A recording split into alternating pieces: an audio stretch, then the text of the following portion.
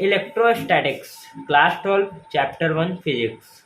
देखो हम लोगों को इलेक्ट्रोस्टैटिक्स में एनसीईआरटी के हिसाब से 2 चैप्टर दिए हैं। पहला चैप्टर है हमारा इलेक्ट्रिक चार्ज एंड फील्ड, दूसरा चैप्टर है हमारा इलेक्ट्रिक पोटेंशियल एंड कैपेसिटेंस। तो देखो इलेक्ट्रिक चार्ज एंड फील्ड्स में हमें क्या पढ़ना है? पहले हम लोगों को पढ़ना है इलेक्ट्रिक चार्ज, उसके बाद फील्ड। तो इलेक्ट्रिक चार्ज क्या होता है? इलेक्ट्रिक चार्ज है क्या? साला बहुत कमीना है, इलेक्ट्रिक चार्ज बहुत कमीना है। क्यों? क्यों साला लाइन मारता रहता है। देखो इलेक्ट्रिक चार्ज क्या? When elements have different numbers of protons respect to electrons, then elements called electric charge. देखो जब नंबर ऑफ प्रोटॉन्स और नंबर ऑफ इलेक्ट्रॉन्स दोनों इक्वल होते हैं तो हमारा जो चार्ज होगा वो न्यूट्रल होता है, और अगर नंबर ऑफ प्रोटॉन्स ज़्यादा हो गए तो हमारा जो चार्ज हो जाएगा वो पॉजिटिव चार्ज हो जाएगा, और फिर नंबर ऑफ इलेक्ट्रॉन्स अगर ज़्यादा हो गए तो हमारा जो चार्ज होगा वो नेगेटिव चार्ज हो जाएगा। बस ये तो हम लोग पहले भी पढ़ चुके हैं, तो ये नॉर्मल बातें हैं। जैसे क्या कुछ प्रॉपर्टीज़ हैं, स्केलर क्वांटिटी होता है हमारा चार्ज, एसआई यूनिट होता है कूलम होता है, उसके बाद सीजीएस में एसआई यूनिट होता है स्टेट कूलम, सीजीएस यूनिट जो होता है, सीजीएस यूनिट वो होता है स्टेट कूलम। ठीक, कोई बात नहीं। Like subscribe share to my channel. देखो डायमेंशन क्या होता है? डायमेंशन होता है 80। देख लो कैसे आया, ये होता है, ये मैंने दिखाया कैसे आया हमारा डायमेंशन। अब देखो क्या, other unit of charge, other और भी यूनिट्स है चार्ज के, क्या? Electrostatics unit, electromagnetic unit. तो जो हमारा 1 कूलम जो होता है, एसआई यूनिट जो होता है, 1 कूलम जो होता है इक्वल होता है 3 × 10⁹ इलेक्ट्रोस्टैटिक यूनिट ऑफ चार्ज के, और 1 कूलम जो होता है इक्वल होता है 1/10 of electromagnetic unit of charge के। तो इलेक्ट्रोस्टैटिक यूनिट ऑफ चार्ज को हम लोग कहते हैं फ्रैंकलिन। स्मॉलेस्ट यूनिट होता है चार्ज का, और बिगेस्ट यूनिट ऑफ चार्ज जो होता है वो फराडे होता है। तो 1 फराडे इज इक्वल टू होता है 96,500 कूलम। ये बात याद कर लो, ये आपके एमसीक्यू में आ सकता है 1 मार्कर। तो जो रेशियो होता है हमारे इलेक्ट्रोस्टैटिक यूनिट ऑफ चार्ज का और इलेक्ट्रोमैग्नेटिक यूनिट ऑफ चार्ज का, वो होता है speed of light in CGS system के बराबर। देखो स्पीड ऑफ लाइट देखो होता है 3 × 10⁸ मीटर पर सेकेंड, लेकिन जब उसे सीजीएस सिस्टम में बदलते हैं तो 3 × 10⁻10 सेंटीमीटर पर सेकेंड होता है। और जब हम इसका रेशियो लाएंगे E S U of charge upon E M U of charge 1/3 × 10⁹, और देखो और यहाँ पर 10 था, तो उसको जब डिवाइड करेंगे मतलब कि 10/1/3 × 10⁻9, तो ऊपर जाके हो जाएगा 3 × 10⁻10। ठीक। और जो हमारा देखो कोई बात, अब वो कुछ चीज़ें हैं जो याद रहनी चाहिए न्यूमेरिकल के दौरान। क्या? जैसे माइक्रोकुलम का होता है, माइक्रोकुलम का मतलब होता है 10⁻⁻6, मतलब पावर में -6 रहेगा वो, 10⁻⁻6 कुलम। अब जैसे माइक्रोकुलम रहा तो 10⁻⁻12 कुलम। माइक्रो माइक्रो माइक्रो हो गया 10⁻⁻18 हो जाएगा, तो मतलब कि -6। देखो अब ये कुछ हमारे पीटीआर हैं, मतलब पीटीआर का मतलब होता है पॉइंट टू रिमेंबर। ठीक। तो without mass charge never possible, without mass charge never possible. समझ में आ रहा है कि बिना मास के चार्ज कभी पॉसिबल नहीं है, लेकिन बिना चार्ज के मास पॉसिबल है।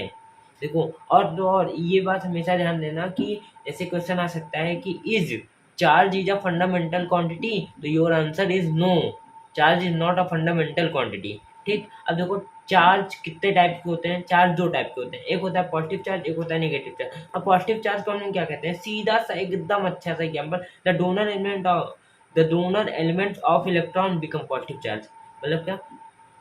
जो इलेक्ट्रॉन्स को डोनेट करता है वो पॉजिटिव चार्ज बन जाता है, जो इलेक्ट्रॉन को एक्सेप्ट करता है वो नेगेटिव चार्ज बन जाता है। अब देखो क्या, when element converted into positive charge, जब हमारा एलिमेंट जो है पॉजिटिव चार्ज में जब कन्वर्ट होता है तो उसका मास जो है डिक्रीज हो जाता है। मतलब क्या कि इलेक्ट्रॉन हमारे जब एलिमेंट से निकलते हैं तभी वो पॉजिटिव चार्ज बनता है, और जब इलेक्ट्रॉन्स हमारे निकल जाएंगे तो मास जो है कम हो जाता है। और यही का उल्टा होता है नेगेटिव चार्ज में, जब हमारे एलिमेंट कन्वर्ट होते हैं नेगेटिव चार्ज में तो उसका मास जो है इंक्रीज हो जाता है, बढ़ जाएगा।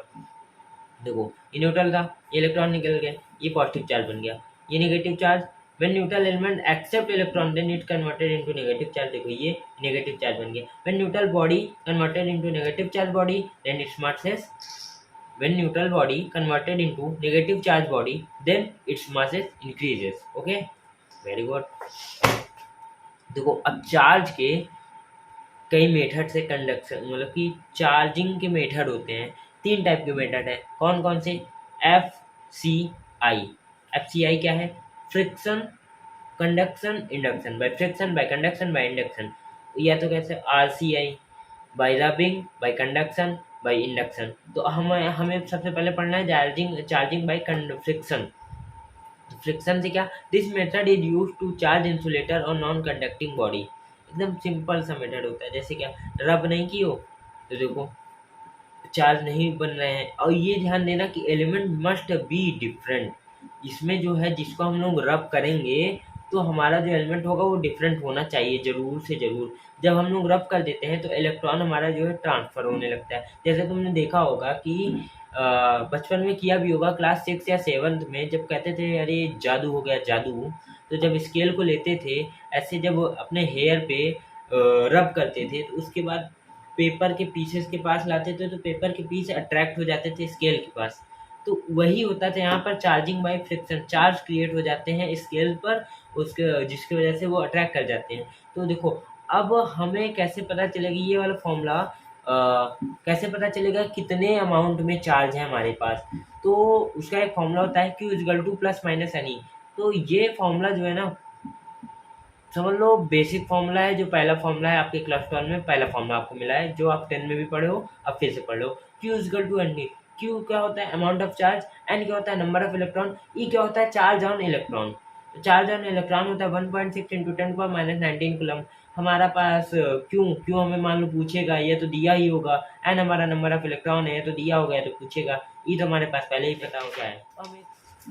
देखो एक क्वेश्चन है, amount of charge on an element is 1 micro coulomb. How many electron exchange or lesser on element? मतलब क्या? देखो हमारे पास क्या क्या दिया है। हमारा चार्ज अमाउंट ऑफ चार्ज दिया है Q इक्वल टू 10⁻12 कूलम दिया है। समझ रहे हो ना? Q इक्वल टू 10⁻12 कूलम दिया है। माइक्रो माइक्रो मतलब -12। तो अब हमारे पास और क्या पूछा गया है? हाउ मेनी इलेक्ट्रॉन मतलब क्या? नंबर ऑफ इलेक्ट्रॉन पूछ लिया है। तो इलेक्ट्रॉन पे चार्ज हमें पता ही होता है। तो हम जब इसे सॉल्व करेंगे तो हमारा जो एन आएगा वो होगा 6.2 इंटू 10⁻6। मतलब 6.2 इंटू 10⁻6 इलेक्ट्रॉन जो हमारे पास होंगे, नंबर ऑफ इलेक्ट्रॉन। लेकिन हमारे क्वेश्चन क्या पूछा है कि हाउ मेनी इलेक्ट्रॉन्स एक्सेस और लेसर ऑन एलिमेंट। अब ये कैसे पता चलेगा कि जो हमारा इलेक्ट्रॉन है वो एक्सेस में था कि लेसर में था? तो उसका भी तरीका होता है। हमारे पास अमाउंट ऑफ चार्ज जो दिया रहेगा उसमें देखो कि वो पॉजिटिव दिया है कि नेगेटिव दिया है। हमारा जो अमाउंट ऑफ चार्ज है 1 इंटू 10⁻12, हमारा जो चार्ज दिया है वो पॉजिटिव दिया है। पॉजिटिव पॉजिटिव का मतलब क्या? इलेक्ट्रॉन हमारे निकल गए।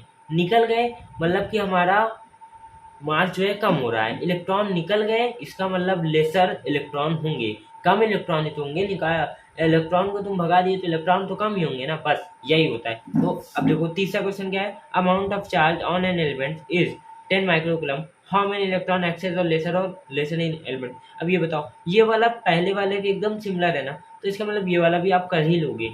करना है वेरी सिंपल है। जब तक अपने से नहीं करोगे ना, यहाँ तो पूरा सोल्यूशन दिया है, लेकिन अपने से कर लोगे ना तो तुम्हारा कॉन्फिडेंस बढ़ जाएगा, तब अच्छा रहेगा। तो सीधी सी बात है, एक बार अपने से कोशिश कर लेना, 2 बार करना, 3 बार करना, नहीं आएगा तो उसके बाद आके यहाँ पर सोल्यूशन देख लेना बस। Charging by conduction. हाँ, when charge transferred by medium from one element to another, this method of charging known as charging by conduction. ये भी बहुत सिंपल है। जब दो चार्ज हमारे कॉन्टैक्ट में आएंगे तो देखो Q1 Q2 था तो उसका जो एक पर चार्ज कितना होगा? Q1 plus Q2 upon 2।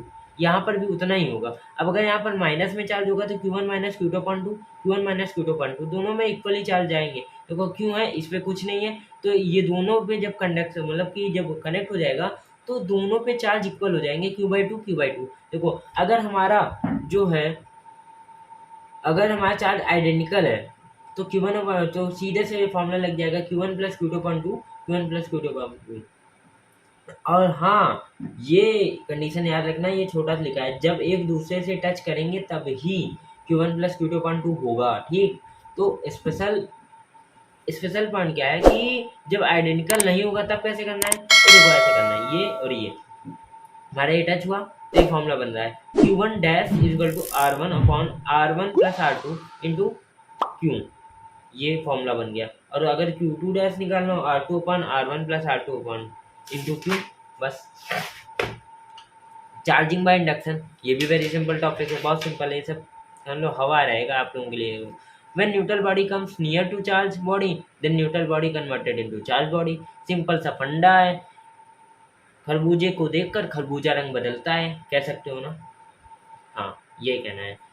इसका कहने का मतलब है कि एक चार्ज बॉडी है, उसके पास न्यूट्रल बॉडी रहे, तो न्यूट्रल बॉडी के पास जब हम चार्ज बॉडी को लाएंगे तो हमारा न्यूट्रल बॉडी जो है कन्वर्ट हो जाएगा किस में, चार्ज बॉडी में। देखो न्यूट्रल बॉडी में प्लस और माइनस दोनों इक्वल होते हैं, लेकिन जब चार्ज बॉडी को हम ले आए तो माइनस देखो एक तरफ हो गए, प्लस हमारे एक तरफ हो गए। तो देखो, तो हमारा क्यू इंडक्शन जो हो जाएगा ना, वो हो जाएगा क्यू इंटू वन माइनस के, one one minus one upon के। और के हमारा होता है डाई इलेक्ट्रिक कॉन्स्टेंट। क्या होता है, डाई इलेक्ट्रिक कॉन्स्टेंट। और के हमारा जो एयर में होता है और वैक्यूम में होता है वो वन होता है।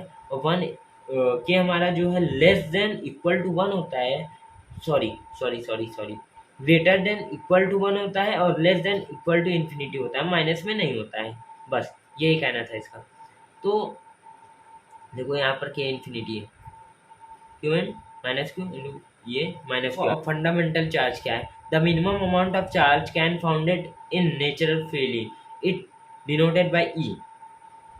फंडामेंटल चार्ज जानते हो, बेसिक, फंडामेंटल का मतलब ही होता है basic. The minimum amount of charge can founded in nature freely, it is denoted by E. The value of fundamental charge is 1.6 into 10⁻19। Conservation of charge ये तो तुम्हें पता है, फॉर एन आइसोलेटेड सिस्टम होगा, लेकिन total charge will be conserve. इतना simple सा definition कहाँ मिलेगा, total charge will be conserve. बस देखो, वैसे तो charge can neither be created not destroyed, it can transfer from one body to another body, इतना। इससे अच्छा सीधा, for an isolated system total charge will be conserve. बस इसका आप समझ ही गया होगे, ये हर जगह पढ़े हो, conservation of charge, conservation of mass, effect of charge का होता है। देखो अब ये बहुत मान लो इम्पोर्टेंट है, ये आपका 1 नंबर 2 नंबर तो बहुत अच्छे हो जाएगा। देखो, when charge in rest position, when charge in rest position produces only electric field. क्या कह रहा है, जब हमारा चार्ज रेस्ट पोजीशन में होगा तो वो केवल और केवल इलेक्ट्रिक फील्ड प्रोड्यूस करेगा। जब हमारा चार्ज मूविंग कंडीशन में रहेगा तो इलेक्ट्रिक फील्ड के साथ साथ मैग्नेटिक फील्ड भी डेवलप करेगा। और जब हमारा चार्ज एक्सेलरेट करेगा तो इलेक्ट्रिक फील्ड, मैग्नेटिक फील्ड और रेडिएशन के साथ एक्सेलरेट करेगा। समझ रहे हो ना, रेस्ट पे होगा इलेक्ट्रिक फील्ड, मूविंग होगा इलेक्ट्रिक फील्ड पर मैग्नेटिक फील्ड एक्सेलरेट करने लगेगा, इलेक्ट्रिक मैग्नेटिक और तो और एनर्जी रेडिएशन के साथ। Linear charge density, surface charge density, volume charge density.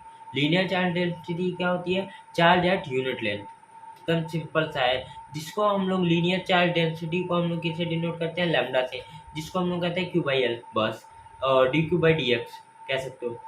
Unit of lambda coulomb metre inverse. Dimension देखो, 80 कूलम का होता है 80 बाई मीटर इनवर्स था, तो एल मीटर का होता है L, L minus one T A. बस सरफेस चार्ज डेंसिटी क्या होता है, चार्ज ऑफ यूनिट एरिया। बस समझ लो ना, चार्ज ऑफ यूनिट एरिया।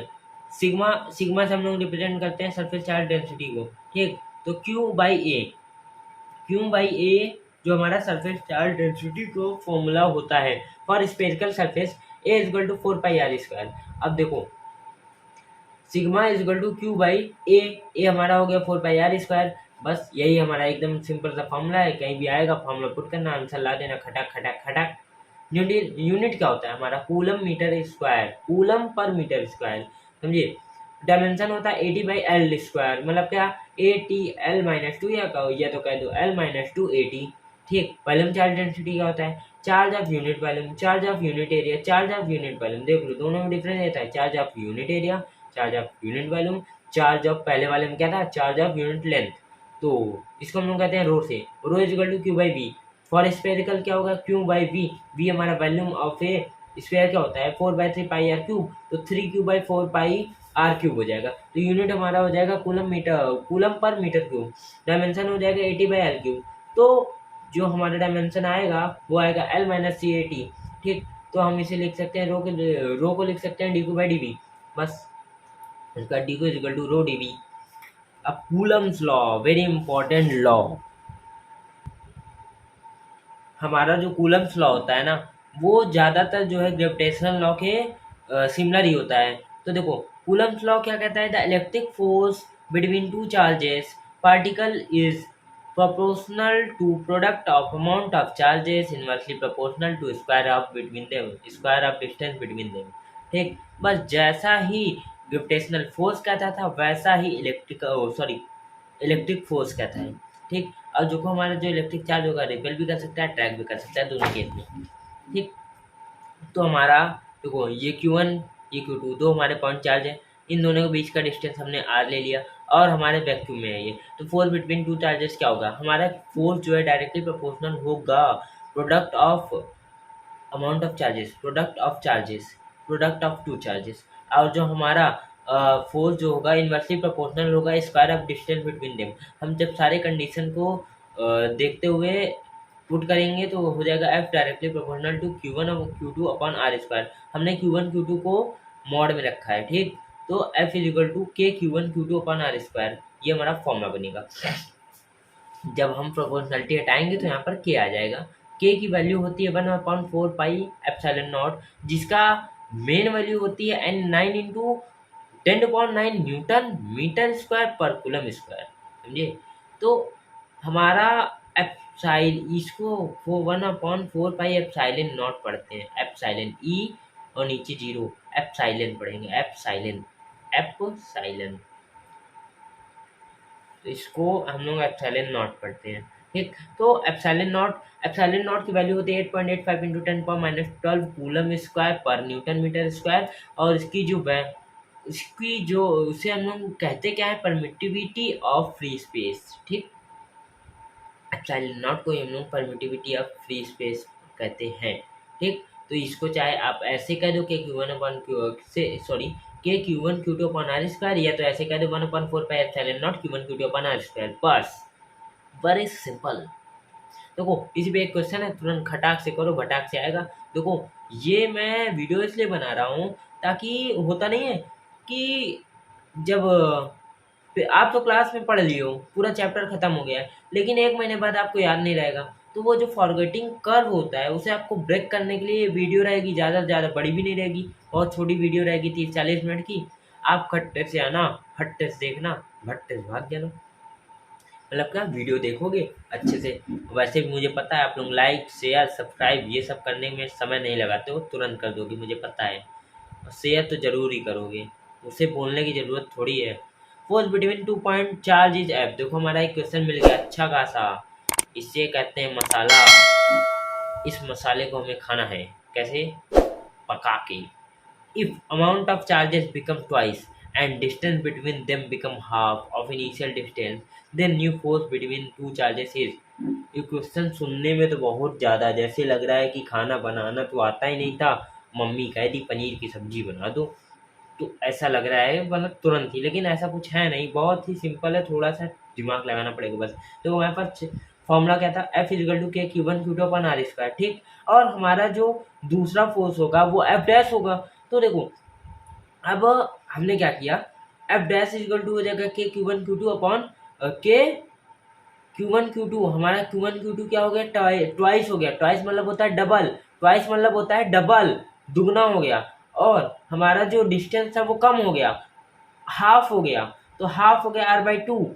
ठीक, इधर आते हैं हम लोग, तो हमको चाहिए के, ये के चाहिए ना, तो अब यहाँ देखो फोर्स, तो हम क्या करते हैं, या तो इसे डायरेक्ट ऐसे कंपेयर कर लो, या तो कंपेयर ना करो, डायरेक्ट के की वैल्यू इधर लिखो, ऐसे इसे F into R square upon Q1 Q2 लिखो, और एफ डैश में के की वैल्यू पुट कर दो, तो डायरेक्ट ऐसे लिख के काटना, या फिर डिवाइड कर दो, दोनों में से एक काम कर दो, एफ डैश को एफ से डिवाइड कर दो, उससे भी आंसर आ जाएगा, या फिर के की वैल्यू एफ डैश के वैल्यू में पुट कर दूँ, बस उसके बाद सॉल्व कर देना। तो 4 Q1 Q2 अपन आर स्क्वायर, देखो Q1 Q2 कैंसिल हो गया, आर स्क्वायर हमारा कैंसिल हो गया, एफ बचा 4 बता 4 एफ नहीं 4 और 4 ये भी बचा था ना, तो 4 4 जा 16 एफ, तो एफ डैश हमारा हो गया 16 एफ। बस यही हमारा आंसर हो गया, और क्या है। When charge placed in dielectric medium, जब हमारा चार्ज डाइलेक्ट्रिक मीडियम में रखा है तब क्या होगा, तो देखो हमारा जो परमिटिविटी ऑफ मीडियम है वो एब्सोल्यूट परमिटिविटी को देखो, एब्सोल्यूट परमिटिविटी या कहो परमिटिविटी ऑफ मीडियम, तो वो है ई। तो हमारा जो फोर्स हो जाएगा वो हो जाएगा 1/4 pi epsilon into Q1 Q2 upon R square. देखो अब हमको रिलेटिव परमिटिविटी निकालनी है। रिलेटिव परमिटिविटी हमारी क्या होती है, वो होती है permittivity of medium divided by permittivity of free space. तो हमारा जो रिलेटिव परमिटिविटी को हम कहते हैं also known as dielectric constant K से। तो E R is equal to K is equal to E upon epsilon naught, हमारा यही हो गया फॉर्मूला। तो नोट नोट क्या है, ई आर और के आर यूनिट लेस, हमारा डायमेंशन लेस होता है, क्योंकि देखो ई और ई नॉट मतलब एप्सिलॉन और एप्सिलॉन नॉट का जो डायमेंशन सॉरी जो यूनिट है वो सेम होगा। जो यूनिट जब सेम होगा तो यूनिट कट जाएगा, तो यूनिट लेस भी हो जाएगा, डायमेंशन लेस भी हो जाएगा। अब देखो हम ई को कह सकते हैं ई नॉट इंटू के, मतलब एप्सिलॉन नॉट इंटू के। तो force is equal to 1/4 pi epsilon naught K. E के जगह हमने ई के जगह एप्सिलॉन नॉट के यूज कर लिया, Q1 Q2 upon R square करके। अब देखो क्या, फॉर वैक्यूम, वैक्यूम के लिए जो हमारा के होता है वो 1 होता है। तो एप्सिलॉन नॉट के की जगह 1 रख दिए, तो 1/4 pi epsilon naught into Q1 Q2 upon R square. ये हम लोग हमको पढ़ना है vector forms of coulomb's law. तो force on charge Q2 due to Q1, force on charge Q2 due to Q1 वो होगा वैसे ही तो जो होगा वो K Q one Q two upon R square into R vector. तो आर वेक्टर का जो वैल्यू होता है R sorry sorry R cap, और कैप का जो वैल्यू होगा आर वेक्टर अपन आर होता है। तो F21 मतलब force on charge Q2 due to Q1 is equal to K Q one Q two upon R square into R vector upon R. तो जब हम इसे सॉल्व करेंगे तो हो जाएगा K Q one Q two upon R cube into R vector. ठीक, तो F21 हमारा जो आया ये आ गया। ओके ओके, लेकिन ये देखो आर क्यूब यहाँ से आया था, are vector are vector R2 - R1। अब इसे हम लोग कैसे लिखेंगे, ये आर वेक्टर को हम लोग ये लिख सकते हैं R2 vector minus R1 vector. तो आर वेक्टर को हमने ये कर दिया। अब ये देखो आर वेक्टर है, मॉड क्यूब में था। अब देखो मॉड क्यूब में हमने इसे लिख दिया, आर वेक्टर की वैल्यू लिख दी। उसके बाद जो फॉर्मूला हमारे पास तैयार हो गया, फोर्स ऑन Q1/Q2 F12। तो ये आया था फोर्स ऑन Q2/Q1, ये आया फोर्स अपॉन Q1/Q2। देखो ये आया था के Q1 Q2 upon R2 - R1 का वेक्टर का होल क्यूब मॉड में R2 - R1 multiplied force upon Q1/Q2। ये देखो ये फॉर्मूला आया बस। देखो mod R is equal to R, कभी भी वेक्टर का स्क्वायर या क्यूब नहीं होता, ये तुम्हें पता ही होगा। देखो F12 is equal to minus के Q1 Q2 अपन ये। अब देखो जब माइनस कॉमन लिया तब मॉड ने उसे प्लस कर दिया, समझे। वहाँ पर हमने क्या किया था, यहाँ पर हमने माइनस को कॉमन लिया, तो माइनस कॉमन लिए तो ऊपर तो माइनस आ गया, लेकिन यहाँ माइनस कॉमन लिए तो मॉड की वजह से वो प्लस में बाहर आ गया। तो हमारा जो ये दिख रहा है, ये बना रिलेशन क्या बना कि हमारा force upon Q1 due to Q2 is equal to minus of force upon Q2 due to Q1। देखो ये हम मॉड में ले लेंगे तो दोनों इक्वल हो जाएंगे बस। अब देखो equilibrium of charge, new topic क्या है। When net charge on any charge particle is zero then charge particle is called in equilibrium. मतलब क्या कि हमारा जब नेट फोर्स होगा किसी भी चार्ज पार्टिकल पर जब जीरो हो जाएगा तो उसे को हम कहेंगे कि इक्विलिब्रियम पर पहुंच गए हम। मतलब क्या, केस 1 हमारा क्या कहता है, equilibrium between two like charges. हमारा जो इक्विलिब्रियम होगा वो दो लाइक चार्जेस के बीच में क्या होगा, वो होगा जैसे हमने टेस्टिंग चार्ज लिया है Q0 को हमने टेस्टिंग चार्ज माना है, फोर्स अपॉन, अब देखो फोर्स ऑन Q0, हमारे Q0 पर Q1 कैसा फोर्स लगाएगा। देखो Q0 प्लस यहाँ Q1, तो F1 लगा रहा है, और Q0/Q2 F2 लगा रहा है। नेट फोर्स जो हैगा F1 - F2 लगेगा, क्योंकि अपोजिट डायरेक्शन में दोनों तरफ। ठीक, तो for equilibrium F is equal to 0 हो जाएगा। और देखो F1 - F2, तो F1 is equal to F2 हो जाएगा। समझ रहे हो, थोड़ा सा कंफ्यूजिंग लग रहा है ना। कोई बात नहीं, लेकिन जब दोबारा पढ़ोगे तो आ ही जाएगा। ये कुछ क्वेश्चन है उसके, when where a charge place. देखो सीधी सी बात है, जब लाइक चार्जेस रहते हैं तो बीच में रखा जाता है, अनलाइक चार्जेस होते हैं तो किनारे रखा जाता है, या तो इसके तरफ रखा जाएगा तो इसके तरफ। इसके बाद वही केस है, ये केस बनता इक्विलिब्रियम बिटवीन टू चार्जेस। ठीक, देखो तुमको एक चीज़ बताना भूल गया मैं। देखो ये क्यू नॉट है और ये दोनों प्लस चार्ज है, तो प्लस है तो इसका मतलब ये इधर रिपेल करेगा। Plus charges like charges repel each other, ये पढ़े हो ना, तो ये इधर रिपेल करेगा। देखो F2, और ये वाला, ये और ये दोनों जो है इधर रिपेल करेंगे F1। तो देखो ये दोनों एक दूसरे के अपोजिट है, और ये हमने वेक्टर में पढ़ा ही है। तो ये देखो F1 माइनस F2 वेक्टर ही करेंगे, ये पढ़ चुके हैं हम लोग। उसके बाद ये आया F1 इक्वल टू F2। यहाँ पर हमें लग रहा है, मुझे लग रहा है तो थोड़ा कन्फ्यूजन था तुम लोगों को। Like charges repel each other, ये हमेशा याद रखना, ये तो नॉर्मल चीज़ है। केस टू क्या कहता है, equilibrium between two unlike charges of third charge. मतलब क्या, अब कैसे हुआ, मतलब कि दो अनलाइक चार्ज हैं उसके बीच में इक्विलिब्रियम कहाँ पर होना चाहिए। पहली बात, चार्ज को बीच में रखना ही नहीं है। चार्ज को बीच में तभी रखेंगे जब दोनों तरफ लाइक चार्जेस हो, या तो माइनस माइनस हो या तो प्लस प्लस हो, लेकिन ये अपोजिट है तो चार्ज को बीच में रखना नहीं है। अब ये बात मैटर फंसती है, तो रखे कहाँ रखना है, या तो दूसरे वाले चार्ज के उधर या तो उधर वाले चार्ज के उधर। मतलब Q1 की तरफ रखे कि Q2 की तरफ रखे, बड़ा दिक्कत है। अब देखो नेट फोर्स तो भाई F1 minus F2 is equal to zero, तो F1 इजिकल टू F2 हो जाएगा। लेकिन जिस चार्ज की वैल्यू कम होगी उसी के पास थर्ड चार्ज होगा। ये बात हमेशा ध्यान रखना, ये नोट है कि जिस चार्ज की वैल्यू कम होगी उसी के पास हमेशा थर्ड चार्ज होगा। Force by Q1 on Q0 is equal to F1, force by Q2 on Q0 is equal to F2। ये भी कोई क्वेश्चन है, क्वेश्चन ही वाला क्वेश्चन आप अप्रेस करोगे देख के, समझ के, ताकि आपको भी अच्छे से आ जाए।